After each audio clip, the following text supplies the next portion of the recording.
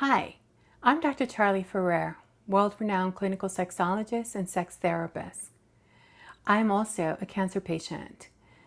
Part of what I do now is to provide education and inspiration to individuals who have been diagnosed with cancer or whose family members have been diagnosed with cancer.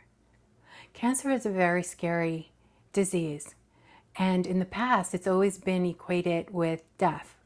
But that's not true now. Some miracles have happened, a lot of new treatments, a lot of new care is being provided, and it's no longer the death sentence that we once thought. I know I thought of it that way because the women in my family that had received a diagnosis of cancer actually died, and those included my grandmother, my mother, even my father. So it's one of those things that's really scary. And I know that when I was first diagnosed with breast cancer, it was very hard for me to even say the word cancer without crying or without having to fortify myself and take a lot of deep breaths and stop in between. But now I have been in treatment for over 6 months and going through all the different insanity of cancer. And what I like to do with the Cancer Tamer program is to be able to provide you with information on some of the things that helped me, as well as some information that might be beneficial for you as you go through your own journey.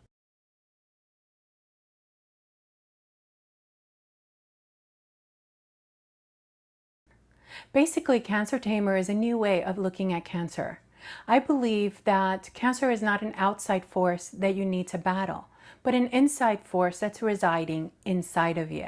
It's in our blood, it's in our genes, it's in our breasts, it's somewhere inside of us. And therefore, when we battle and are at war with it, we actually are at war with ourselves. And no one should be at war with their bodies. I created Cancer Tamer to be able to provide information, education, and inspiration to individuals that are going through this journey.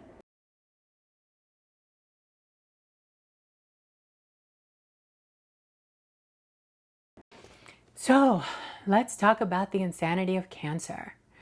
Cancer is one of those diseases that attacks you from all directions. And I do say attack because that's how you feel. The fact that your life is no longer your own. And yet, when you stop and you think about it, it really is your own. Your life is what you choose to make of it. And I know that sounds a little bit hokey, and I know that sounds new wave or new age, but if you stop and think about it, this is a wonderful opportunity for you to decide how you want your life to go on from this time forward. So if you're 30 years old, 50 years old, 60 years old, well, that was your life then. But now, as of today, as of this moment, as of the time that you were diagnosed, you're no longer the same person. You no longer look at life the same way. You no longer act the same way. You no longer, put in the stupidity, I have to say, at least for my part, of keeping grudges or being angry at things, or even, things in your life have changed, and that's okay. So now look for the ways that you want to live your life, the legacy you want to leave behind, the things that you want to do. If you haven't started a bucket list, do it. If you've already started your bucket list and already did all the things that you wanted on it, that's me, start a new one.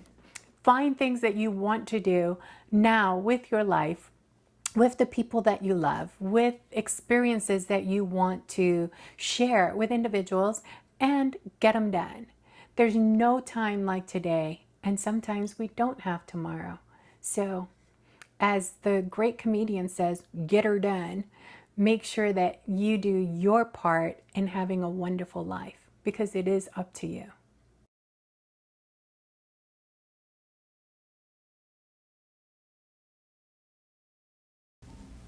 Hi, this is Dr. Anita, and today we're going to talk about nutrition. There's often many myths about nutrients, and patients are always asking me, well, there's so many confusing information out there about what is nutrients. So let's just start with defining what is nutrition. Well, nutrition is defined as the science of food as it relates to your health. And so oftentimes I say to people, food is medicine, because food is your number one source of nutrition. There are two different types of nutrients. There is what we refer to as your essential nutrients and your non-essential nutrients. Your essential nutrients are vitamins, minerals, amino acids, fatty acids, and your non-essential nutrients are the nutrients that the body will actually make using some of these chemical compounds that it receives from your essential nutrients. Now, you've also heard about macronutrients and micronutrients. And so nowadays you're also hearing about probiotics and prebiotics. And so I'm going to talk a little bit about, what does these things mean? Well, your macronutrients are essentially carbohydrates, proteins, amino acids, fats, fibers, and let's not forget water, because we're always telling people, drink 64 ounces of water a day. Well, really, the right amount of water to take in is approximately half your body weight. So whatever your body weight is, you should be taking in about half of that in water, because since we are made up of water, 70% of our body is water, it's very important that you take in enough water to actually be able to utilize those macronutrients that I just spoke about, your carbs and your proteins and fats and amino acids, etc. And then there is your micronutrients. Your micronutrients are all of your vitamins and minerals. And I'm sure you're thinking, well, I should be really getting all of my micronutrients from my macronutrients.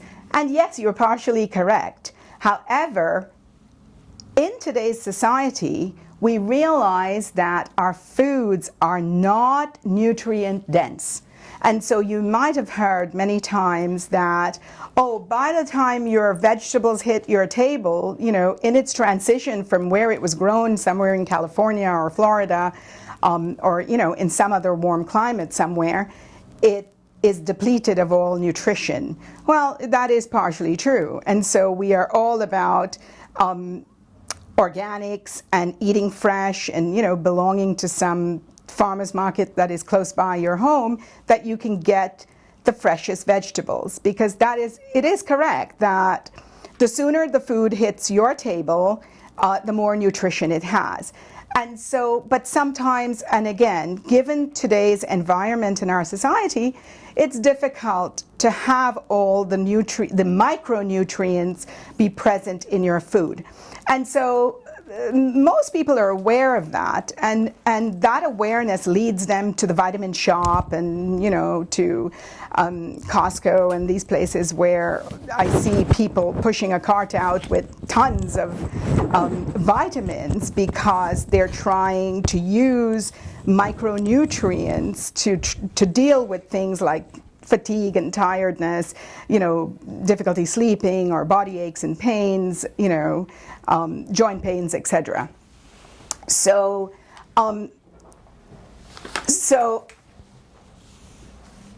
oftentimes, the patients will say to me, well, what is the most important nutrient I can use for weight loss?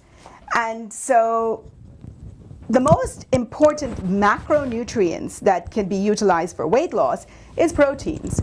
And we are not nearly getting enough protein in our diet.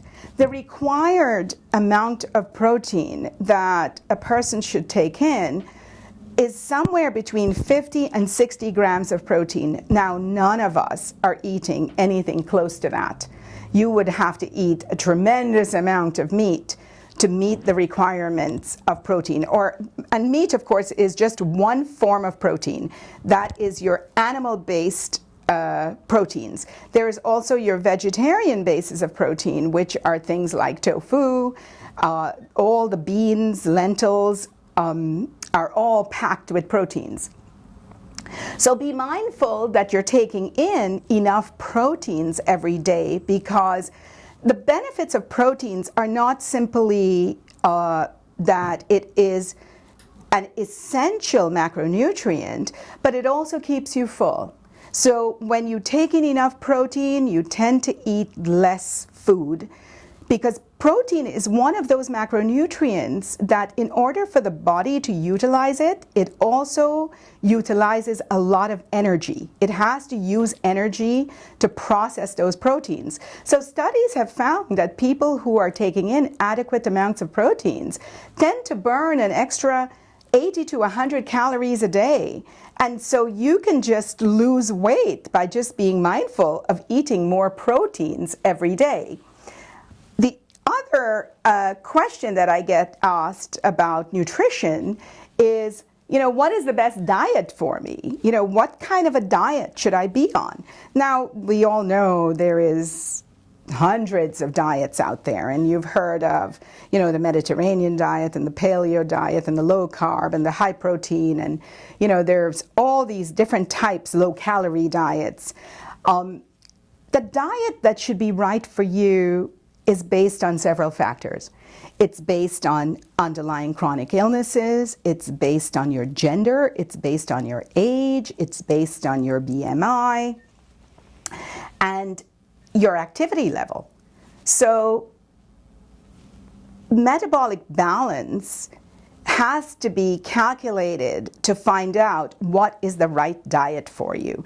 And keep in mind that whatever the right diet is, it has to be a diet that you can be consistent with.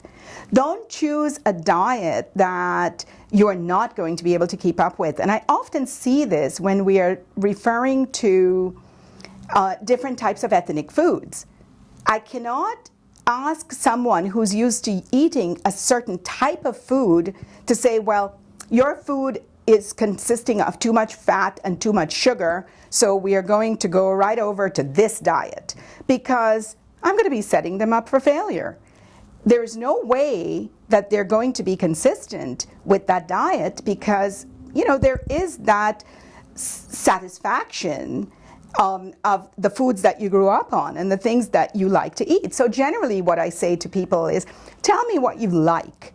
Tell me the foods you enjoy, and then let's see if we can swap a few things out, or we could stay with a few things that you enjoy, but we can tailor the portions. So it's really important, those are a few things those are the few questions that I get asked very, very often. And the other thing patients will ask is, do I need to count my calories? Well, you don't need to count your calories. What you need to do is eat fresh, eat whole foods. And whole foods are defined as the food that is closest to what it is in nature. So I say, the example I will give you is an apple. We pick an apple, it's a fruit, we eat it. Or we can eat apple pie. Well, before it becomes apple pie, it's been processed, we added sugar, we baked it. So even though it's still apples and chunks in the apple pie, it has lost most of its essential nutrition. So keep in mind that if you eat whole foods, fresh vegetables, meat, fish, beans, nuts, you really do not need to count your calories. You just need to keep a balance between carbohydrates, proteins, fats, and water. Don't forget, drink half your body weight in water. I'm Dr. Anita Nishal with Cancer Tamer.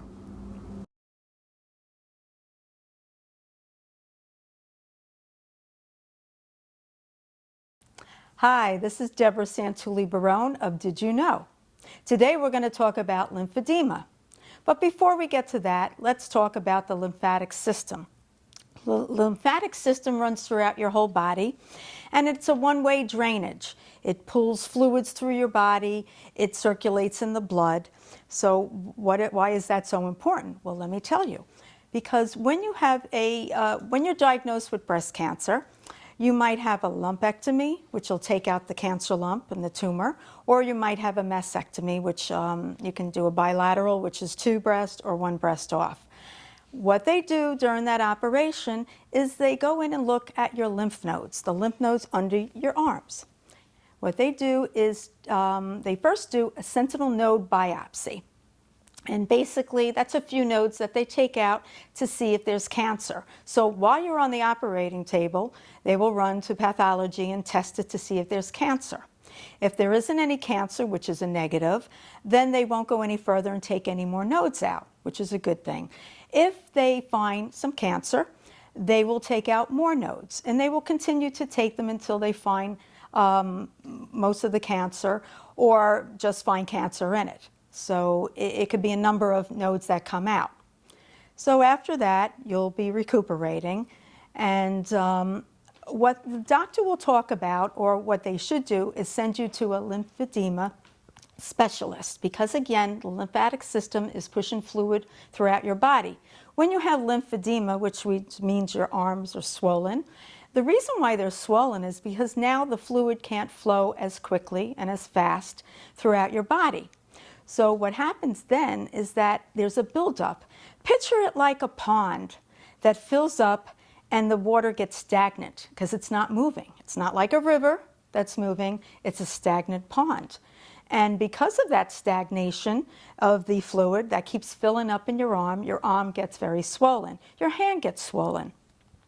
And so the best thing, which when they send you to a lymphedema specialist, who is also an occupational therapist, she will assess how bad your lymphedema is. And then you will be, an order would be taken to do a lymphedema sleeve. There are a few kinds of sleeves. So there's a sleeve that goes from, let's say, the upper arm, all the way like almost to your shoulder, down to your wrist. But the problem with that is you have to have that, yes, but another attachment will go with that. Because if you're tight here with the sleeve and you're tight here with the sleeve, your hand can get swollen, and that's not good. So then they put on a second piece called a gauntlet, and that goes from right below your knuckles, your fingers, to your wrist. And between the both of them, that should help you. Now, some people need to go on a machine that helps them a compression. That's okay. It's fine and it's normal. Then there's another kind of sleeve that goes from the fingers here all the way up the arm. Either one is fine depending on what your therapist decides on. Now, you have to know a few things about something when you have lymphedema. First of all, when you go for an operation or any kind of procedure and you need IV intravenous, do not get it put in the arm with the lymphedema. You need to put it on the other arm. And the same thing goes for the blood pressure. Anytime you go to the doctor, you tell your primary doctors, your heart doctor, everyone, you cannot have that compression of blood pressure on this arm. So you can have it on this arm. But the problem arises too is that what if you have nodes taking out of both arms? So you had them here, you have them here. Now what do you do? Well, you have to tell your medical professionals that you go to for certain procedures or an office visit that you can't have it on either arm. So what you would do then is you would tell them that they have to do it on the leg. That also means take an IV from your ankle or wherever they can find a vein, and also to have the blood pressure machine on your leg. And the same thing holds true for just having blood work done, because let's face it, when you have cancer, you're going to need a lot of blood work. You cannot have it taken out of the arm with the lymphedema. And again, as I suggested, if you have it on both arms, the lymphedema, then you need to speak to the professionals and they will decide where else they can take the blood from. So that's very important to know, because when you have lymphedema, you can also get different kinds of infections.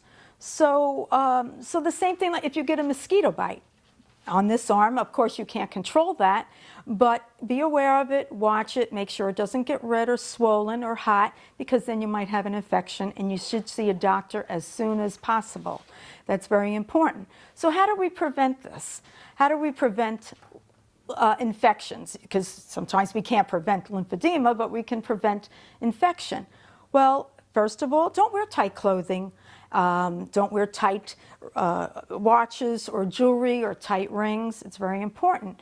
Be careful when you're cooking or you're taking stuff out of the oven. Make sure you wear mitts, because you don't want to have any burns that can turn to infections. That's very important. When you are on a plane, the air pressure is certainly different than what we have here when you're on land. So what do? You have to wear your compression sleeve. And it means going from here, the fingers, all the way up the arm. And your doctor, of course, will know best, but you should also be an advocate and be able to ask these questions or demand what you need to have. It's very important with that. Now, carrying heavy items is another factor. The arm that has the lymphedema, you shouldn't carry anything heavy on that arm. And if two arms have lymphedema, well, it's time to find someone to carry your weight, as I always say. And the same thing goes for housework or strenuous work. Gardening, take your time. Don't get, wear gloves so you don't get cut with any thorns. And it's very important with any kind of cuts that you get. You have to be extremely careful. And don't forget, if you think you have lymphedema and you think it's infected, you need to call your doctor right away, because maybe you would be prescribed antibiotics for something like that. And you need to see a specialist and make sure the specialist is licensed. And the same thing goes for if they're going to do occupational therapy. Now you might ask, why occupational therapy? Well, sometimes when you have node biopsies, your arms hurt a lot because they're pulling. Every time you lift it, it's pulling on the breast that had an operation. And it gets very tight, the muscle under here. So you need to sometimes occupational therapy, which will push the muscles up and will move the muscles around. You can actually do some stuff at home, but you need to talk to your doctor about it. You can lean against the wall with your hands against the wall and push slightly, or you can try to climb up the wall, because if you wait too long after your operation, your arm can freeze, and then you need more occupational therapy. So that's important to know that. Now you can also go to a massage therapist and have a massage. It's very good for you. Do not do the massage on your own. It's imperative that a licensed massage person that has worked with cancer patients, who is certified, so that they can teach you exactly what can be done. Because if you're massaging yourself, you might be pushing the lymph node, the liquid in one spot, and then it stays in one spot, and then it gets bigger and bigger and bigger. That's not a good idea, because it could also cut off circulation. So what you need to do is find a licensed, certified massage therapist. And besides that, I feel that you need to be able to go to a place where other people have lymphedema. I suggest a support group, so that you're talking with women that have the same problem, and that they can help you through it too. Because it could be dealt with very easily, and it's time that you should be able to do this with the feelings that you have about it. And it's not embarrassing. There are a lot of people that have it, and it could be rectified to a certain extent. So here I am today on Did You Know? And I hope to see you again soon. And thank you so much for tuning in. This is Deborah Santulli-Barone. Thank you.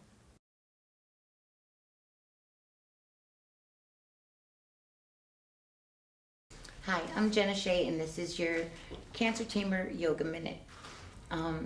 When I was first trying to start moving again after my surgery, one of the things that was very important is getting the strength back in my pectoral muscles, because they'd been cut to the point where at first I couldn't even open a door.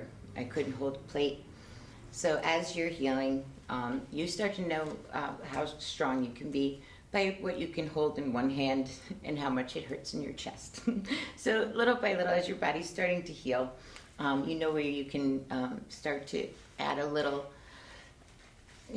strength building to that. So one thing I would use is a band, a stretchy band, and I'd wrap it around my hands like this, still keeping my elbows very close to my body, and just try pulling apart.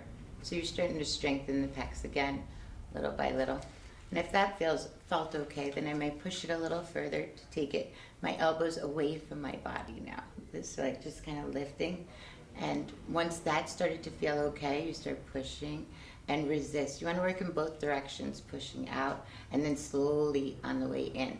So you're strengthening the muscle in both directions. And then once that starts to feel a little bit more normal, you can just lowering and lifting first, and then taking the arms. Once you can get to about up here, pull and bring it back together, pull. Then try little chicken wings, which is very important. Don't be afraid of the pain. Listen to your body. You'll know the difference between a stretching, uncomfortable scar tissue pain and acute pain where it's limiting, and don't push that.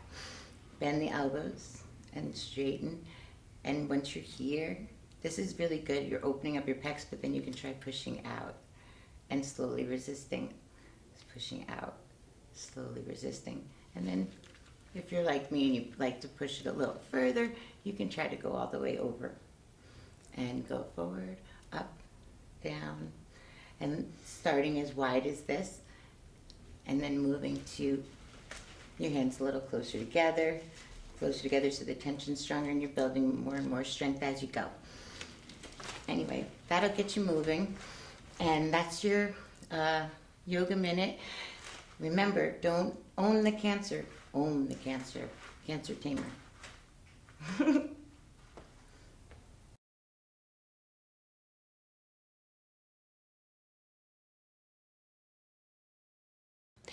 Always ask questions, always do your research, and always advocate for yourself. This is Dr. Charlie Ferrer for Cancer Tamer.